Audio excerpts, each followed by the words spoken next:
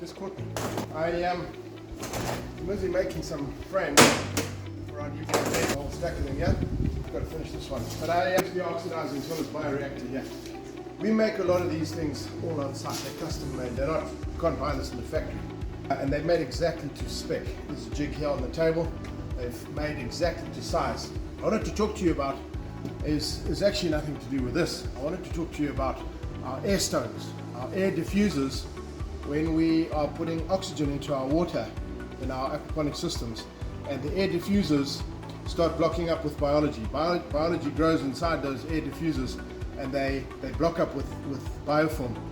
Now we use a special diffuser that we also make here, and I'd like to show you what that looks like and show you how to fix them when they block up. It's not a difficult thing to do, it's an expensive thing to do. Let me show you what that's like. Let's go around to the fish tanks.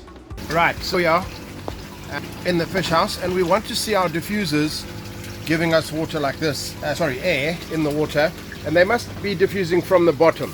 Alright, so we want bubbles from the bottom. When you've got it looking like this, where there's hardly anything coming up, just a few bubbles, then it's time to do a repair job. Let's show you how. This is how we build them, these diffusers. We use a UV stable drip line hose. It can stand in the sun, can take sunlight. You can't use clear hose, it perishes. The sun hammers it and it dies. Very short space of time. We also put in barb fittings into the inlet here. You can see them, and we screw them in so that they go in nice and tight on the airline ring. Then in line we have a little valve that you can open or close to adjust the amount of air in the line. And then at the end we've got the diffuser itself, which has also got a barb fitting inside, and it's got a threaded section that goes in there. And then in the middle we've got a piece of stainless steel. We put in 305 grade stainless steel bar to weight it down. You can't use lead. Make sure you don't use lead. Lead is not food safe. You can't use lead in a commercial aquaponic system. This, when you put this in, this is new ones, they will bubble nicely like that one's doing right there.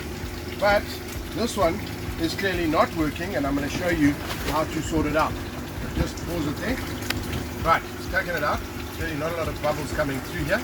Biology grows inside here, microbiology growing inside. There's lots of oxygen in there and lots of food in the water. These guys grow in here. It's a wonderful environment for them. If you put on the very top, you'll see that there are small bubbles, but once it goes down, the resistance is too much and your air pump doesn't actually allow the air to go through. What do we do with this one? Well, first of all, use the valve, shut your airline.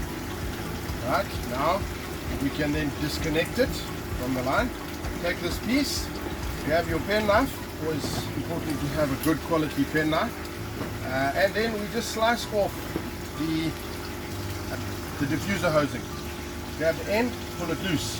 Then I like to just check, is the air flowing? Yes, it's flowing nicely. Take this side, whoa. We're going to slice it off both ends. Take out the piece of 305 stainless steel, put in your pocket. Then you take out the stop end. Now you got a piece of the diffuser hose, which is badly blocked. We'll chuck that away. And we take a new piece of hose, and we sell this hose in rolls, in pieces. The diffuser hosing, it's not that expensive. You can make your own diffusers from this.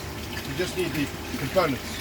But if you've already got them from us, then you can make your own, or repair your own, using the components that you've already got. I'm going to take a piece of this in my pocket as well.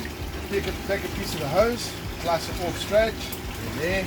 And I'm going to start with the stop end, the far end, which is the blocked end. Now, let me just show you. It goes in, and it goes in quite nice and tight. Alright? Now I'll push that in, so it sits nice and tight, and then just push it in so that it runs flush. Right. Then I fetch my piece of stainless steel, pop that in. Then I take the hose section where the little barb thing is, and don't push that in. Be careful, because these little things break off. I unscrew it. Take that off and put that piece in on its own. Now, we've got a new diffuser where air is coming out very obviously. I then screw the little threaded section back, and then I'm going to connect it back to the hose, to the valve. Right, Then I'm going to open the valve before I put it back in the water. Now we've got air going and we've got a much better solution. When that gets down to the bottom, it's going to give us much better air than what it was doing before. And that's how we repair our diffuser hoses and keep the air in our systems.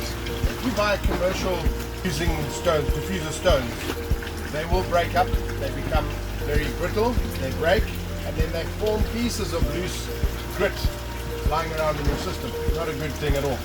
I don't like to use those things at all. Chuck those things away, and we make our own, and they're much longer lasting, and you can manage them, you can clean them, and you can replace parts on them. There you go, all the way from Practical Aquaponics in the Eastern Cape.